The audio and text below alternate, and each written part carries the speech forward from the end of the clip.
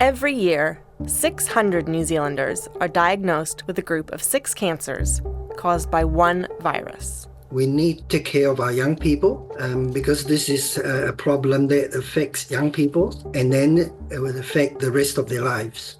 A new health economy study has found that between 2019 and 2022, treating these cancers cost New Zealand $105 million. And that doesn't include diagnosis. And here's the kicker. They're preventable with a vaccine that we already have. It's indisputable that as a cost-effective measure, vaccination should be where we're focusing. Kia ora, I'm Gwen McClure, and on The Detail today, if we have a vaccine against a devastating and deadly group of cancers, why aren't more people using it? Professionally, I am a head and neck cancer surgeon. So my expertise is to treat patients with head and neck cancer, which is a very complicated problem. The treatment is very harsh. For throat cancer, typically the patients would have radiotherapy and chemotherapy. That is a really, really tough journey to embark on. But that is, to me, an ambulance at the bottom of the cliff. Mm-hmm. Although people do survive the treatment and the cancer, they do suffer long-term consequences of that treatment when they survive. And prevention would have been so much better so that they don't get it in the first place. The virus that causes these cancers is HPV, human papillomavirus. It's a group of more than 200 strains that can cause a variety of cancers. Dr. Sui Tan is a surgeon and chair of Head and Neck Cancer Foundation Aotearoa, which commissioned this study. We'll come back to him. But first, Dr. Kathy Stevenson, a GP in Porirua. She's also on the board of the foundation and of the STI Education Foundation. I asked her to tell me about the cancers that HPV can cause. The ones that are related to HPV, so the over 90% of cervical cancers, the vast majority of anal, penile, vaginal, vulval, and throat and, the back of the nose cancers, the vast majority of those are caused by HPV, and they're caused by those high-risk HPV strains. So if we eliminate those high-risk HPV infections by vaccinating, then theoretically, we will be able to eliminate those cancers. Now, obviously, that's going to take time because this is such a prevalent virus that nearly everyone in the community has been exposed to it. But over time, we should be able to hugely reduce the rates and also hopefully eliminate many of these cancers in coming years, which is extraordinary. I mean, we don't have vaccines for most of the other cancers that we're exposed to. So this is a really amazing opportunity in terms of this vaccination. And it's one that I don't think we're embracing in Aotearoa as well as we could. The vaccine is called Gardasil 9. The most common strains, if you're looking at the non-high-risk types, so those are the ones that would lead to genital warts rather than the cancers, are types 6 and 11. Now, there are 14 strains that we think are high risk and are related to the different types of cancer, and the most common ones of those are strains 16 and 18. So if you look at the high-risk strains, they're 16 and 18, and there's a few others, but they're not as common. And then the lower-risk ones that go on to cause genital warts are 6 and 11. So you won't get the same strain that causes genital warts that will then also go on to cause cancer. Okay. But unfortunately, it doesn't mean that if you've had infection with a low-risk strain and had genital warts, you can't also get infected with a high-risk strain that could go on to cause an HPV-related cancer. Okay, so we have a vaccine that prevents some of these strains. How many strains does the vaccine prevent against? It's preventing against 9 strains, and it prevents against the most common high-risk strains that cause those cancers we've been talking about, and the most common ones that cause genital warts. And it's an extraordinary vaccine. It's one of the safest and most effective vaccines around the world. It's low cost, and it actually prevents cancer. So how does the vaccine work? It's 2 doses or 3 doses? Depends on your age. Okay. So that's another good reason for people to get vaccinated early. So if you're under 15, you need 2 doses and they need to be at least 6 months apart. If you're over 15, you need to have 3 doses. So there's a better immune response that's mounted in younger people than there is if they're over 15. Okay, and is that why the cutoff is 26? Partly. I actually think mostly the cutoff is 26 because this vaccine is most effective if it is given before you have any sexual contact. Because these risky strains of HPV, you get exposed to them through intimate sexual contact. Doesn't need to be full sex, but certainly sexual touching, intimate touching, skin to skin, that kind of thing. The earlier we give people the vaccine, the less likely they are to have had any of that sexual contact, and therefore the lower the likelihood that they've already been exposed to an HPV infection. So we can still vaccinate older people, and certainly in our clinic, we do vaccinate people who are over the age of 26. It's not funded, but we do still do it because they will still get some benefit. They will get some immunity against strains of HPV that they may not already have been exposed to. But it's definitely much more effective before you've been exposed to any strains. So that's in that really young age group. So, at the moment it's offered year 7 and 8, so kind of, 11, 12-year-olds in New Zealand, and that's the ideal age. But we can give it up to 26, but it's just not as effective. So in terms of whether or not you should get the young people in your life vaccinated, for me personally, it's an absolute no-brainer. This is one of the most extraordinary health innovations of our times, really. And it seems such a tragedy that in New Zealand, our vaccination rates are really lagging behind our international colleagues in this space. One of the reasons for that is the COVID pandemic. The vaccinations usually take place at school in years 7 and 8, so those children who were in lockdown during those years missed out. Rates haven't really recovered since then. But Kathy says there are other reasons too. I also think that because of COVID, there was a lot of vaccine hesitancy, a lot of fear around, what vaccines might do, what potentially the side effects are. Are there any risks associated with these vaccines? Have they been properly tested? Now, when it comes to Gardasil, this is one of the safest vaccines we've got in the world. So we can really reassure people about that. But there is still this sense of hesitancy around vaccine in general. Then if we look at Gardasil in particular, there was a study done by Seqirus who looked at, and Seqirus are the company that have the license to distribute Gardasil in New Zealand, and they also, as part of that work, do a really huge amount in terms of promoting and educating people around this vaccine and the benefits of the vaccine. And they did a study looking at why parents refused Gardasil vaccination for their children. And it was actually really interesting. And some of the things that came out of that study were that parents didn't want to think about their children developing cancer. And they didn't want their children to have to think about developing cancer in the future either. And I understand that. I'm a parent of 3 young people, and I can imagine that would be very confronting if you didn't understand the health benefits associated with it. Parents also didn't want to be thinking about their young people having sex or having sexual contact, and they didn't want to be having that conversation with their children at that age either. So the fact that Gardasil is preventing viral infection that occurs through sexual contact and is preventing the development of cancer in later life meant that this was a really difficult issue for parents to think about. So it often got put in the too hard basket. And they didn't think about it, and they didn't engage with it, and therefore they didn't agree to their young people having it. But it's not just parental resistance. A One News investigation a couple of years ago found that 44 schools, most with a Christian affiliation, have voluntarily opted out of the DHB-funded immunization program. Some religions might see that by actually supporting the vaccine, that they might be encouraging promiscuity. It's unconscionable that they'd be doing this in this day and age, and completely unacceptable that they would be getting taxpayer money to stand in the way of cancer prevention. However, Catholic schools have been offering the vaccine since 2008. Anything that prevents harm or hurt to our young people, is inherently good. So where do we sit compared to other countries internationally? To be quite honest, Gwen, we're doing really, really poorly.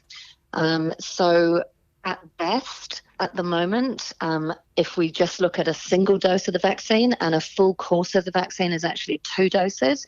But if we look at a single dose, our rates at best are sitting around 70% of our young people. If we look at the age group that have completed the course, so they've had 2 or 3 doses, depending on their age, we're looking at a completion rate of only about 66%. So 2/3 of our young people are what we would consider to be fully vaccinated. And the really awful thing around these statistics is if you break it down by ethnicity, we're looking at full vaccination rates of only 40 to 50% of Māori and Pacifica young people. Now, compared to overseas, so there are some countries around the world that are doing this absolutely brilliantly. The UK, for example, has got around 83% complete vaccination rates for their young people, and Australia is sitting in the 80% as well. And Australia are on target to eliminate cervical cancer in the next few years as a result of their high vaccination rates. So fair to say, we're not doing well. Where do we want to be on that?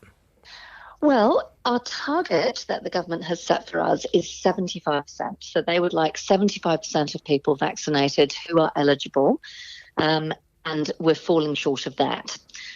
But compared to international communities, we've set our target rate really low. So the World Health Organization would actually like our target rate to be 90%. So they have set a target of eliminating cervical cancer by 2030. And to do that, one of the things that's required is to get 90% of girls around the world vaccinated by 15 years of age. So I would love to see our target actually raised from 75 to 90% in line with the WHO's target. But at the moment, our target rate is only 75%, and our actual rate that we achieve isn't even reaching that. It's falling way below. We need to start by setting the vaccination rate at 90%. And we need to set a timeline in which we want to achieve this. What about 2028? By 2028, Australia is on target to eliminate cervical cancer. How about that? Wow. Our neighbor is going to achieve that. And they have achieved the herd immunity now. And we should do the same. Now, during the COVID pandemic and after, 32,000 young people miss out the HPV vaccination altogether. And we don't have a plan to catch up with them. So we are, as a country, we are missing the opportunity to reduce the burden of these HPV-related cancers to the patients and their families, and the cost to our healthcare system. Why is our target not at 90%? Who's responsible for that, and why was that decision made? I do not know. I think that this was set a long time ago, and I think the key here is to recognize that that is too low to start with, and then to move on from there. And we need to look at ways to achieve the 90% vaccination rate in both males and females. And after all, the government is paying for the vaccine free. And we need to ask the population to take that opportunity. And we need to make it easier for them to get vaccination. And of course, we need to resource this vaccination program. We are almost there. We're 66%. We're not 0%. So I think with a small, relatively small investment, we can achieve that. But we have to do it collectively. We need to bring the public along. They need to be convinced that this is beneficial to them and their families. So year 7 and 8, that's 11, 12, 13 maybe. So do you think that there's a chance that parents are not very keen to participate in this program at that age simply because they can't kind of imagine their 11 or 12-year-old being sexually active? So it seems at that point too far in the future to really wrap their heads around the fact that that's something that's going to impact their kid? Now, I think this is the conversation that we should have with the parents. We should not be regarding this as to do with the sexuality and so on. More than half of these cancers affect the throat, and most of them are men, younger men. So they're not just women who get these cancers.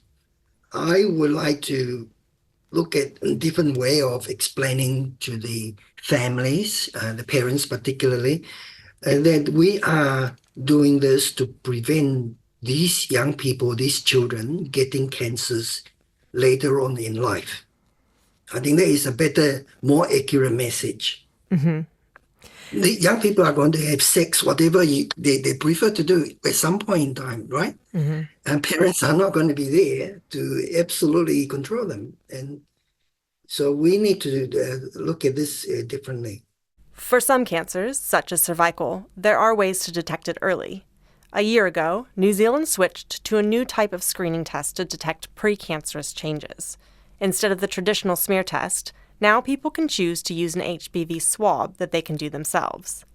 But for other cancers in this group, there are no early detection tests, which is why Sui says it's better to just vaccinate. More than half of the 600 new cases per year are throat cancers. And this incidence is rising at 5% per year.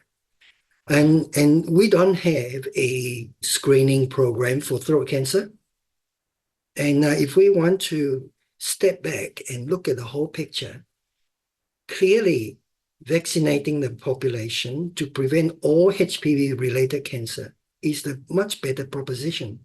Kathy and Sui were both part of a study on the economic burden of HPV-related cancers.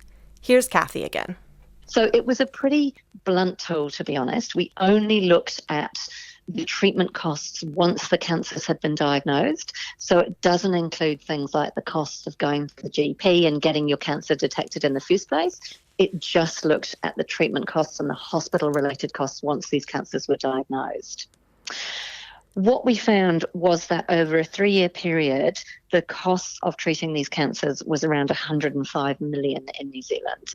If we had looked at things like, pre-cancer detection and treatment, for example, if you look at pre-cancer detection for the cervix, that cost about 50 million over the 3-year period. So the total cost would be much, much greater than that 105 million. So a significant health cost for cancers that, collectively we have about 600 of these cancers each year in New Zealand.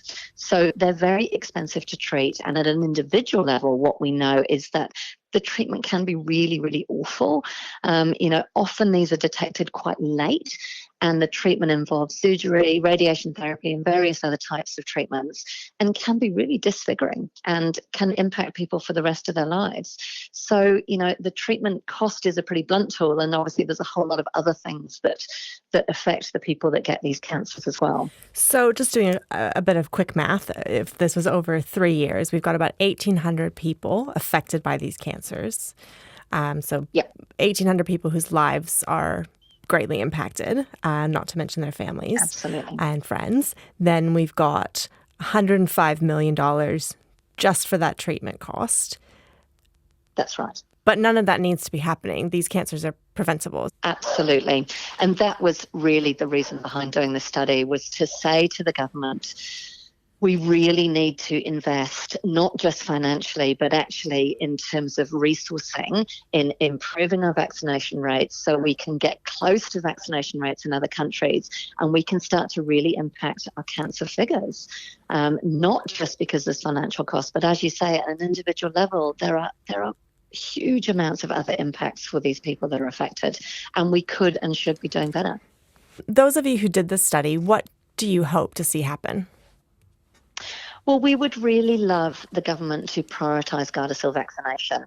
So we could certainly improve our uptake, we could improve our messaging, and certainly move away from this huge correlation around sex and cancer, and talk about it more as, look, this is a vaccine that good parents do. This is what people do to protect their kids' health. It could be an extension of the childhood immunisation schedule, as opposed to at the moment, I think it's seen very much as a standalone, something that's just for teenagers, whereas you could say, hey, look, you've done all your other baby immunisations and childhood immunisations. This is just the next one for your child. It's part of that same program. I think we could really focus on our most vulnerable cohorts, so our Māori and Pacific communities. And as we did during COVID, hand those programs over to them. Say to the local iwi, look, your vaccination rates for your young people are probably in the 50s. What are your ideas about how we improve this? How are you going to reach those young people? We'll support you, we'll resource you, and we'll let you come up with the ideas of how that's going to work. And I think that would be effective. I think we need better messaging, and I think we need to find the missing thousands that didn't get this opportunity during COVID. So there are many thousands of young people who were not offered this vaccine during COVID.